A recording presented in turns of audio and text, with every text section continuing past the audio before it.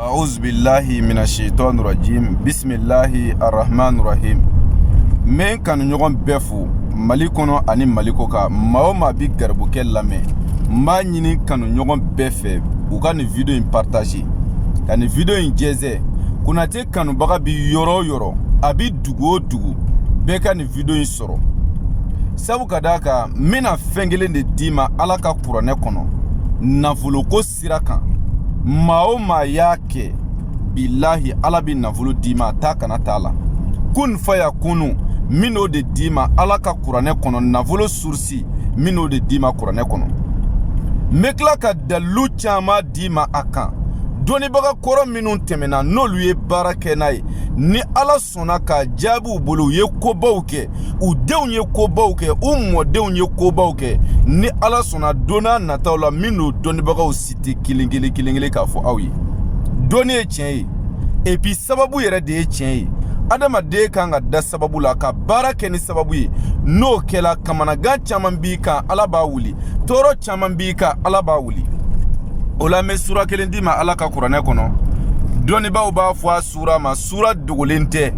ko suratul waqi'a ni o ye iza wakati ale de nafolo sursi yɛrɛ de ye kuranɛ kono adama de ka nafolo sɔrɔ teliya la karabali la ka sɔrɔ ima baara jugu kɛ ka sɔrɔ ima shitane baara kɛ ka sɔrɔ ima boli baara kɛ iza wakati baara do billahi cɛ o cɛ y'a baara kɛ ala bi sɔn sababu bina ibi nafolo sɔrɔ i mana kɛ diɲɛ danfɛn o danfɛn ni ye iza wakati baara kɛ ala bi niyɔrɔ di ma diɲɛ kɔnɔ ya siga tɛ na dɛ maa o maa mana iza wakati baara kɛ i kɛra baara o baara kɛbaga ye i bɛ diɲɛ dugu o dugu la i bɛ yɔrɔ o yɔrɔ ala bi sɔn sababu bina i bi nafolo sɔrɔ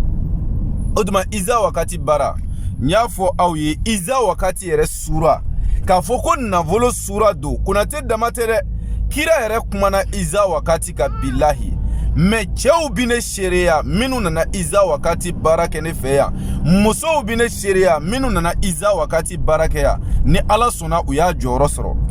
o la n tɛ se k'a fɔ min da don o bɛɛ la k'a bɛɛ expliquer mɛ ala kira kisi nɛmɛ b'a kan sallallahu alayhi wa sallam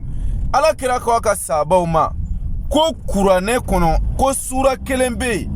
ko a bi fɔ a ma iza wakati ko yɛrɛ de ye kuranɛ nafolo sura di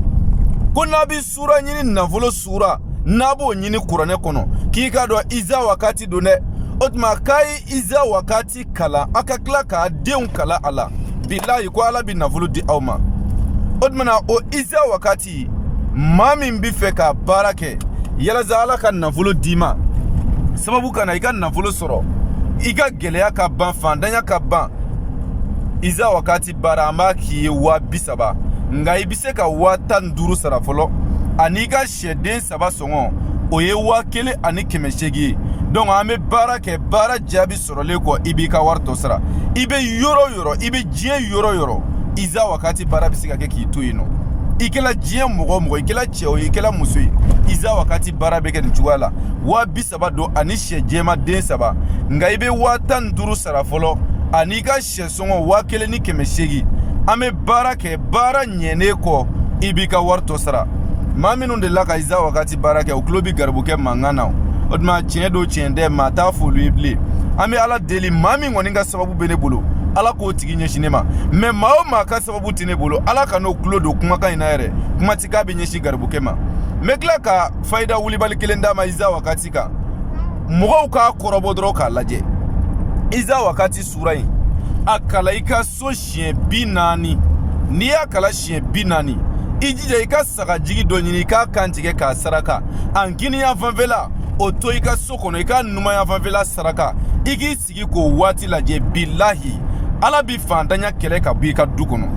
o tuma komi an bɛ voyage sira kan n tɛ se ka kuma jan kɛ sisan n bɛ dugawu kɛ lamɛnbaaw ye k'a ɲini ala fɛ dɔrɔn maa min ka sababu bɛ n bolo ala k'o tigi ɲɛsin an ma an ka telefɔni nimero o ye +223 72 24 02 98 n'i ye weleli kɛ o nimero in na ni ala sɔnna i ni garibukɛ bɛ ɲɔgɔn sɔrɔ o tuma hakɛto b'a ka sɔli ala rasuli wa salamu alaikum wa rahmatulahi wa barakatuhu